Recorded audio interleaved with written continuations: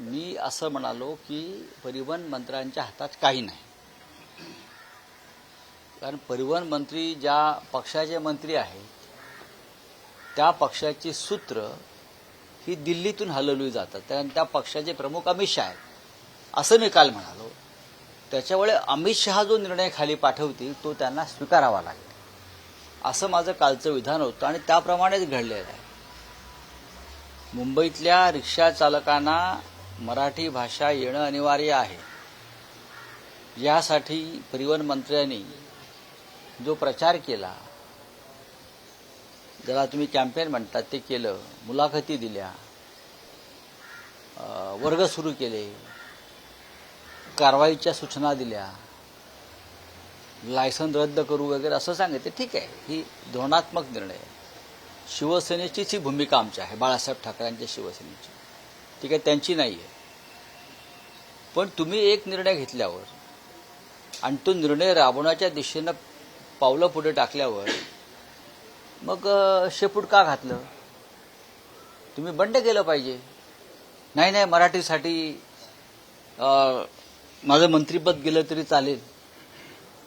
एकनाथ शिंदे जे बाळासाहेब ठाकरेंच्या विचारधारेच्या गोष्टी करत असतात त्याने ह्याच्यावरती बोलायला पाहिजे की अमित शहांचा निर्णय आम्ही मानणार नाही. अमित शहांचा, देवेंद्र फडणवीसांचा नाही, अमित शहांचा निर्णय. पण जे मी सांगत होतो तेच घडलेलं आहे. तीन महिने आणि आता 1 वर्ष म्हणजे जी काही मोहीम तुम्ही चालवली होती मराठीची ती अखेर अमित शहानी केराच्या टोपलीत टाकली. हे आज पुन्हा उघड झालं की तुमचा पक्ष अमित शहा चालवतात आणि त्या निर्णयावर तुम्ही त्यानंतर तोंड उघडलं नाही. मग शिंदे असतील, मिंधे असतील किंवा परिवहन मंत्री असतील, हे दुर्दैव आहे मराठी माणसाचं. खरं म्हणजे ही लढाई सरकारने सुरू केली होती. शिवसेनेच्या स्थापनेपासून ही लढाई आमची सुरूच आहे मराठीची, की प्रत्येकाला इथे मराठी आलं पाहिजे. की त्या राज्यातली मातृभाषा जी आहे, स्थानिक भाषा जी आहे, ती तिथे काम करणाऱ्या प्रत्येकाला आली पाहिजे. मग तो कॉर्पोरेटमधला वरिष्ठ असेल किंवा खाली काम करणारा कर्मचारी असेल, मजूर असेल, बांधकाम मजूर असेल, आली पाहिजे. आणि रिक्षा चालकांना तर आलीच पाहिजे, कारण त्यांचा रोजचा संबंध हा जनतेशी येत असतो. त्याच्यामुळे त्या मोहिमेसंदर्भात आम्हीही लक्ष ठेवून होतो की मोहीम जी सुरू केली आहे परिवहन मंत्र्यांनी ती किती टोकाला ते नेऊ शकतात. पण आम्हाला त्यावेळेला एक खात्री होती की दिल्लीतून एक बांबू येईल, तो बांबू जाईल आणि मग हे माघार घेतील. तसा तो काल बांबू आला. बांबू जो आला तो राज्याच्या मुख्यमंत्र्यांच्या हाती देण्यात आला आणि मुख्यमंत्र्यांनी बांबू घातला असं याच्यामध्ये म्हणता येईल. आता मुख्यमंत्र्यांचे आदेश त्यांना मान्य आहेत असं मी ऐकलं. मग तुम्ही अशा प्रकारे जोरदार कॅम्पेन करण्यापूर्वी मुख्यमंत्र्यांशी चर्चा केली होती का? किंवा तुमचे जे पक्षप्रमुख आहेत, तुमचे पार्टी चीफ दिल्लीत अमित शहा, त्यांना विचारलं होतं का? मराठी संदर्भात आम्ही हा निर्णय घेतो या संदर्भात तुम्ही त्यांना मुजरे झाडले होते का? हे आता स्पष्ट करायला पाहिजे. नाही, निवडणुका कोणत्याही असतील, त्या पश्चिम बंगालमधल्या असतील, त्या बिहारमधल्या असतील, त्या गुजरातमधल्या असतील, त्या पंजाबमधल्या असतील, त्या कानडी मुलखातल्या असतील, विषय मराठीचा आहे ना. त्या निवडणुकांचा आणि इथे संबंध काय? मराठी भाषा यायला पाहिजे या संदर्भात निवडणुकीचा संबंध काय महाराष्ट्रामध्ये? आता तुम्ही मुद्द्यावरती आलेला आहे. म्हणजेच तुम्ही हा जो निर्णय आहे हा मराठी माणसासाठी नसून हा निर्णय या या राज्यातले जे हिंदी भाषिक आहेत त्यांच्यासाठी हा सरकारने घेतलेला आहे. त्याच्यामुळे मंत्रिमंडळातले जे स्वतःला सो कॉल्ड मराठी प्रेमी शिवसेना प्रमुखांच्या विचारवाले वगैरे लोक आहेत त्यांनी बंड केलं पाहिजे मराठीसाठी. आम्ही केलं असतं, आम्ही करतो. पण त्यात एक मुद्दा असा आहे, तुम्ही मंत्रिमंडळाचा उल्लेख केला तर मुख्यमंत्री हे मंत्रिमंडळाचे प्रमुख असतात.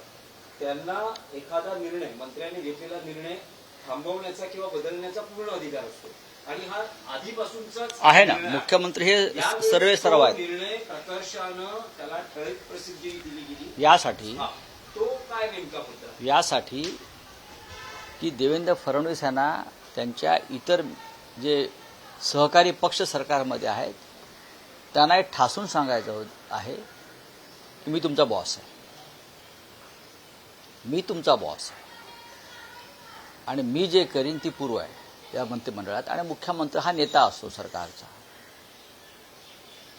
त्याच्यामुळे तुम्ही कितीही दिल्लीमध्ये जाऊन फुगड्या घातल्यात तरी मी इथे बॉस आहे, माझा निर्णय अंतिम राहील. हे त्यांनी कालच्या रिक्षा चालकांच्या संदर्भातला जो निर्णय आहे हे त्यांनी दाखवलं. इतर काही विषयात सुद्धा मुख्यमंत्री साहेबांनी अशा प्रकारचे निर्णय घेतले ते मला माहिती आहेत. मग क्लस्टर संदर्भातले असतील, अन्य काही असतील, बांधकाम व्यवसायातले असतील. मी बॉस आहे आणि हे ते यासाठी करतायत निर्णय. त्याने तो यासाठी जास्त त्याच्यावर फोकस आणला. मुख्यमंत्र्यांना जेव्हा दिल्लीत जावं लागेल लवकरच, मुख्यमंत्र्यांना दिल्लीत जावं लागेल राष्ट्रीय राजकारणात, तेव्हा त्यांचा जो माणूस इथे येईल मुख्यमंत्री म्हणून, त्याच्यासाठी केलेली ही व्यवस्था आहे की मुख्यमंत्र्याचं ऐकावं लागेल. आणखी एक विषय होता की शिवसेनेला 1.25 वर्षासाठी महापौरपद मिळणार, जो अडीच वर्षाचा नेहमी फॉर्म्युला सांगितला जातो. पण भाजपची तिथे नगरसेवकांची संख्या जास्त आहे, त्यामुळे मुंबईचं महापौर पुढच्या 2.5 वर्षानंतर मिंदे गट जे आहे, शिवसेनेला मिळेल. मिंदे गटाचा जो इतिहास आहे, मुख्यमंत्र्यांनी असं सांगितलं. मिंदे गटाचा जो इतिहास आहे तो सत्ता विकत घेण्यासंदर्भात ते बदनाम आहेत. आता 1.25 वर्षाचं महापौरपद विकत घेण्यासाठी त्यांनी 1,200 कोटी मोजले दिल्लीला की 1,000 कोटी मोजलेत, त्याची माहिती मी घेतोय. त्यांना फुकट काहीच मिळत नाही. आता जो त्यांचा डॉलर आहे तो सगळा विकतचा आहे, तो विकतचा आहे. त्यांना प्रत्येक गोष्टीसाठी पैसे मोजावे लागतात आणि ते पैसे मोजतात. त्यावेळी मुंबईचं महापौरपद सुद्धा किती खोक्यांना ते विकत घेत आहेत दिल्लीतून, याची माहिती येईल लवकरच. असं काय त्याच्यामध्ये काय लपून राहण्यासारखं काही नाही. भारतीय जनता पक्षामध्ये महाराष्ट्रप्रेमी खूप लोक आहेत जे अशा प्रकारची माहिती जनतेसमोर यावी यासाठी जास्त प्रयत्न करत असतात. एक तुम्ही जयंत पाटलांचं भाषण ट्विट केलं आहे आणि जे भाषण सध्या हल्ली चर्चेचाही विषय आहे. निष्ठा काय असते आणि निष्ठा किती महत्वाची असते या संदर्भात 2 दिवसांपूर्वी जयंत पाटलांनी भाषण केलं, त्यांचं कौतुक केलं. मग का करू नये? मी स्वतः श्रद्धा आणि निष्ठा या 2 शब्दांना मानतो आणि आमच्या सारख्यांचे जे राजकारण आहे हे त्या शब्दांवरती उभा आहे. या 2 पांडुरंगाच्या विटा आहेत, श्रद्धा आणि निष्ठा. त्या विटेवरती आम्ही उभे आहोत. त्याच्यामुळे कोणी श्रद्धा आणि निष्ठा याला महत्त्व देऊन जिथे आहोत तिथेच राहण्याचा निर्णय करून राजकारण करत असतील तर त्याचं कौतुक केलं पाहिजे. गेल्या काही काळापासून मी पाहतो आहे जयंतराव पाटलांविषयी खूप अफवा पसरल्या की जयंतराव पाटील पवारसाहेबांना सोडतायत, जयंतराव पाटील भाजपात जात आहेत, जयंतराव पाटील अमित शहांच्या राष्ट्रवादी काँग्रेस पक्षात चाललेले आहेत वगैरे. अशा अफवांना त्यांनी काल पूर्ण विराम दिला की मी निष्ठावान आहे. लॉयल्टी किती महत्त्वाची आहे, शरद पवारांबरोबर राहणं या काळात किती महत्त्वाचं आहे. त्यांनी निष्ठेची एक सुंदर व्याख्या काल त्यांच्या कार्यकर्त्यांसमोर मांडली आणि ती आतल्या तळमळीनं मांडली. मला आठवते की जेव्हा पवारसाहेबांनी राजीनामा दिला त्यांच्या पदाचा यशवंतराव चव्हाण प्रतिष्ठानमध्ये, तेव्हा सगळ्यात आधी जर कोणाला हुंदका फुटला असेल तर तो जयंतरावांना होता. त्या जयंतरावांविषयी त्यांच्या निष्ठेवर, विचारधारेवर शंका काही लोकांनी घेण्याचा प्रयत्न केला. काल त्याने जे उत्तर दिलं ते महाराष्ट्रात घराघरात पोचलं आहे आणि विशेषतः शिवसेना जी निष्ठेवर राजकारण करते त्यांना त्यांची भूमिका आवडली. नाही, पण राऊतसाहेब ते जे भाषण होतं त्या निष्क्रिय टोलेबाजी होती. असू द्या आणि ना. त्यांनी एका ऑफरचा म्हणजे स्वतःचं आणि रोहित पवारांचं असं दोन्ही नावं घेऊन काही उल्लेख केला. एवढं खोलात जाण्याची मला गरज नाही ना. मी काय एवढं खोलात जायचं आणि खणून काढायचं. मी जयंतरावांच्या भाषणाला 100पैकी 500 मार्क देतो. त्यांच्या विचाराने 100पैकी 500 मार्क. हा पेपर फुटलेला नाही लोकसेवा आयोगाचा, पण त्यांना मार्क द्यायला पाहिजे. राऊतसाहेब आणखी एक विषय काय जाऊ दे रे शिंदेगड. काय रे शिंदेगड. अरे सोड रे शिंदेगड. हा कुठे ते चोर आहेत ते. आता चोरांना मारणारच ना. चोरांना घेऊन जाणार पोलीस स्टेशनला. अरे चोरच आहेत ना हे. ही चोरांची टोळी आहे. सोनेरी टोळी आहे चोरांची. ही गोल्डन गँग आहे. भारतीय जनता पक्ष ही गोल्डन गँग आहे. शिंदेचा गट, मिंद्यांचा गट ही कोबरा गँग आहे. बरं का विषारी. इट्स कोबरा गँग. हा एक कोबरा गँग मुंबईत पूर्वी होती अंडरवर्ल्डमध्ये. मला माहीत नसेल तर सांगतो. हा कधीतरी मला माझ्याकडे आहे, मला कोबरा गँगची हिस्ट्री सांगेन मी. तर ही एक कोबरा गँग आहे, गोल्डन गँग आहे. तर ते करत असतात हे असे. राऊतसाहेब एक राष्ट्रीय राजकारणातला विषय आहे की मतदारसंघ पुनर्रचना विधेयक अभी छोड़ दीजिए. नाही, पण अंमलबजावणीसाठी कदाचित विशेष अधिवेशन मला अजून बोलावलं जाऊ शकतं. त्या संदर्भात अजून त्यांनी पत्र लिहिलेलं आहे. त्यांनी सरकारची भूमिका स्पष्ट करावी अशी मागणी केलेली आहे आणि संसदेचं अधिवेशन संपलं तरी अजूनही म्हणजे संस्थगित झालं तरी अजूनही त्यावर राष्ट्रपतींची स्वाक्षरी झालेली आहे. पण ठीक आहे, घेऊ द्या ना विशेष अधिवेशन. आकडा पाहिजे ना. तो होत नाहीये, आम्हाला माहिती आहे. हाँ बोलिए. क्यों नहीं करनी चाहिए. क्यों नहीं करनी चाहिए. नेपाल में जो हाहाकार मचा है, जो हादसा हुआ है, जिस तरह से तबाही हुई है, एक हिंदू राष्ट्र है एक जमाने का. वहाँ हमारी भी श्रद्धाएं हैं, मंदिरें हैं. हमारे लोग जाते हैं, कैलाश मानस सरोवर जाते हैं, वहाँ जाते हैं. हिंदुस्तान के लोग फंस गए हैं, लापता है. महाराष्ट्र के भी 60 से ज़्यादा लोग लापता है. जिस तरह से तबाही मची है, तो मुझे लगता है भारत सरकार ने सबको बचाने के लिए, मैं इसी हमारे लोगों को नहीं बचाने, नेपाल के सभी लोगों के लिए सहायता करनी चाहिए और बड़ी मात्रा में सहायता करनी चाहिए.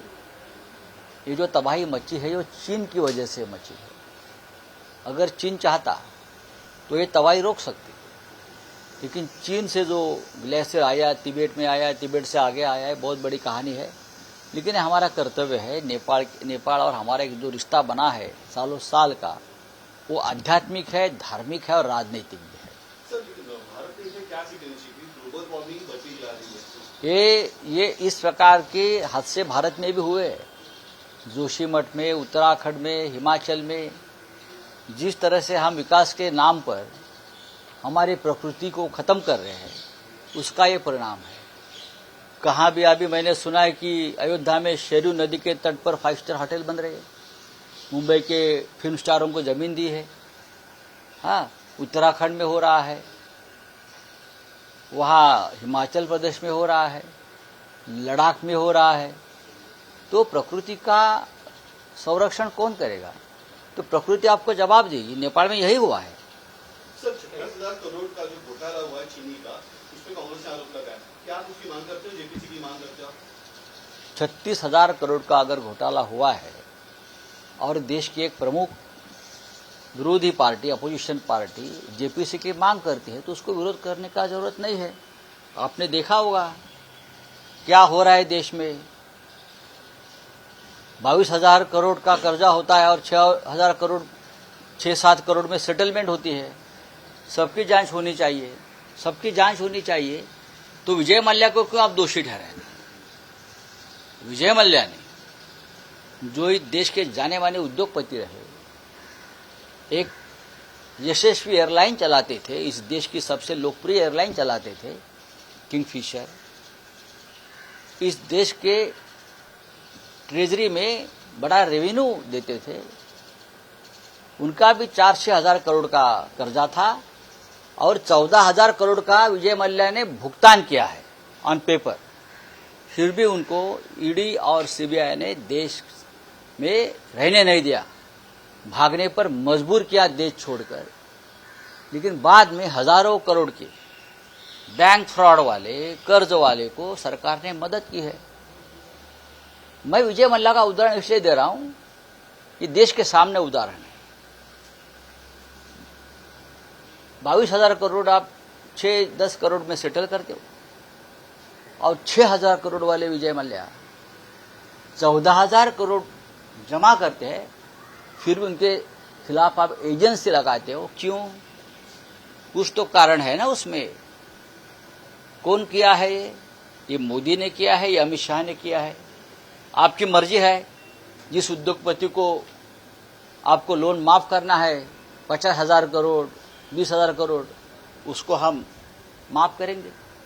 किसान अगर 5,000 रुपए का कर्जा लेता है, हमारे जैसे लोग 10,000 का कर्जा लेते हैं आप लोग, और आप 2 किस्त नहीं चुका पाते हो, तो बैंक के लोग आपके घर में प्रॉपर्टी अटैचमेंट के लिए आते हैं ना। आप अगर ईएमआई नहीं भरते हो, किसी आपने कार लिया है, कुछ लिया है, लोन लिया है, आपकी गाड़ी लेकर जाते हैं। लेकिन 22,000 करोड़ एक व्यक्ति लेता है और उनका सेटलमेंट 6-10 करोड़ में होता है। उसका मतलब ये है कि देश की लूट हो रही है, देश की लूट जारी है और देश की लूट जारी रहेगी। तो मेरा सवाल है, फिर विजय मल्ल्या को अलग न्याय या अन्याय क्यों? Thank you. एक हाच फक्त मराठीत प्रश्न आहे। एसएल ग्रुपचे प्रमुख सुभाष चंद्र यांच्या 22,000 कोटीच्या व्यवहाराची, कर्जाच्या व्यवहाराची सेटलमेंट ही त्याच्यामध्ये LICचे पैसे आहेत ना। बघा, मी कोणाचं व्यक्तिगत नाव घेणार नाही, पण एक उद्योगपती ज्याने 22,000 कोटीचं कर्ज घेतलंय सरकारी वित्तीय संस्थांकडून, मग LIC असतील, बँका असतील, ते तो भरत नाही। आणि या संदर्भात निर्णय घेणाऱ्या संस्था ज्या आहेत त्या हे सगळं 10-1 कोटीमध्ये मांडवली करतात, वरचे 25,000 कोटी वगैरे माफ करतात। हे कोणतं अर्थ खातं आणि कोणतं अर्थकारण देशाचं आहे? ही देशाची मजबूत अर्थव्यवस्था म्हणायची। मग विजय मल्ल्यांना का देश सोडावा लागला? नीरव मोदीला का देश सोडावा लागला? मेहुल चोक्सीवरती का कारवाई करताय? विजय मल्ल्याने 6,000 कोटीचं कर्ज घेतलं आणि 14,000 कोटीची परतफेड केली आहे। मी माझ्या एका पुस्तकात लिहितोय, माझ्या येणाऱ्या पुस्तकात आहे हा विषय। मग तुम्ही विजय मल्ल्याच्या मागे एजन्सी लावून ईडी, सीबीआय वगैरे त्यांना काय देश सोडून जायला भाग पाडलं? काय कारण काय? आणि बाकीचे जे तुमचे मित्र परिवार आहेत भाजपचे, ज्यांनी हजारो कोटी रुपयाला देशाची तिजोरी लुटली, जनतेचा पैसा, LICचा पैसा, विमा कंपन्यांचा पैसा, त्यांना तुम्ही सरळ माफ करता। आम्ही 5-25 हजाराचं कर्ज घेतो आणि एखादा हप्ता थकला शेतकऱ्याचा, तर बँकेचे लोक, वसुली एजंट येऊन त्याचे सामान, घरदार, शेती जप्त करतात आणि 22,000 कोटीला काही कारवाई नाही। ही या देशाची सध्याची व्यवस्था, अर्थव्यवस्था लुटमार आणि दरोडेखोरी आहे।